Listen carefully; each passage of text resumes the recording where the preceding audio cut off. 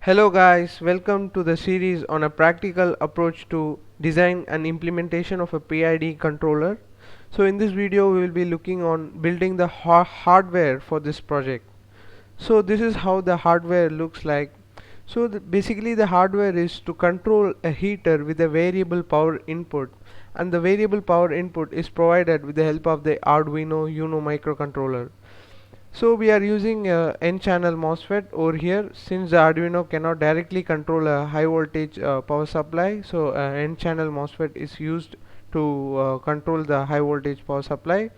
And for the feedback element we are using a LM35 temperature sensor, and the feedback is sent to the Arduino, and the Arduino measures the temperature, and this 12 volt 1 amp power supply is going to power the heating element, and the data is sent to the computer via the serial communication port.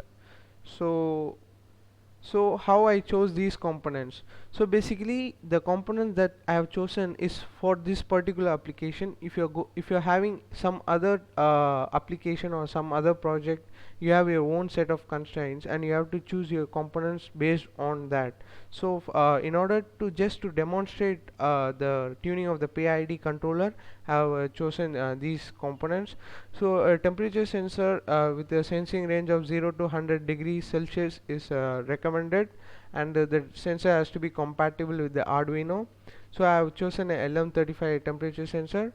If you are going to buy a new temperature sensor, I would recommend to buy not LM35, some other temperature sensor, because the LM35 is having some reading issues or some error issues during the connection. I face some issues, so I would recommend to buy some other temperature sensor.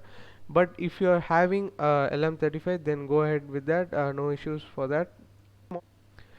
So I'm using a MOSFET or a BJT in order to control the power to the heating element, because the Arduino does not have enough power to directly power the heating element. So high voltage high current power supply was used here. I use a 12 volt 1 amp power supply. BJT is used if you are using a high volt low current application, and MOSFET is used if it is a low voltage high current application. Since I am using a 12 volt and a 1 amp power supply, so which is a low voltage and a high current application, so I used a MOSFET. The maximum ratings for the CEP83A3 N channel MOSFET. So here the drain to source voltage is 30. Since I'm using a 12 volt power supply, so I think this is the maximum limit. The gate to source voltage is plus or minus 20. The Arduino can provide only 5 volt of input to the gate, so this is also under the limit.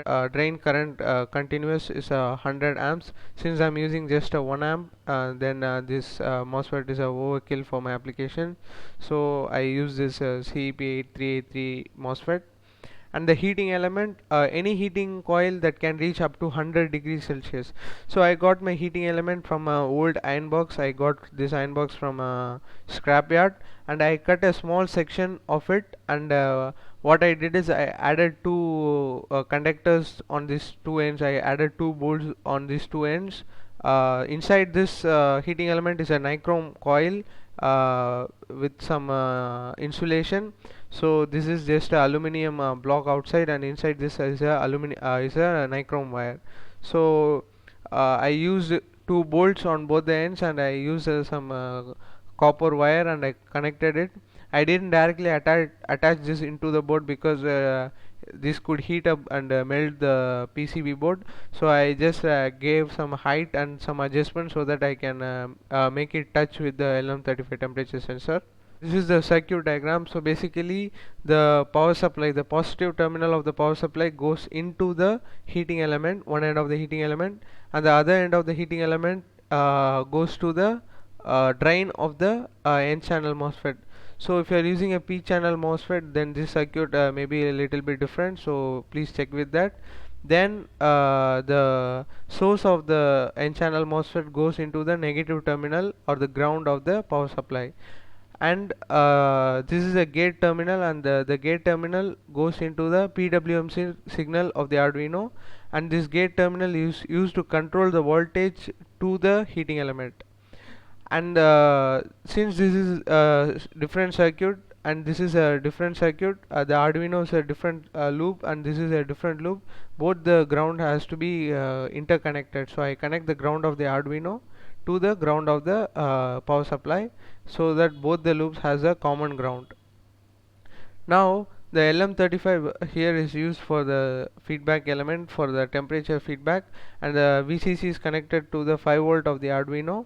The signal is connected to the A1 of the Arduino, that is the analog input of the Arduino, and the ground is connected to the ground of the Arduino.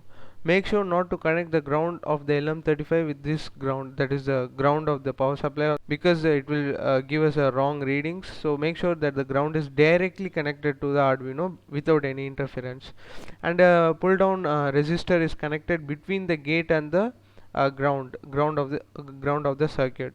So this is all about the circuit diagram, and in the next video we will look into interfacing this circuit with the MATLAB Simulink environment and tuning the PID.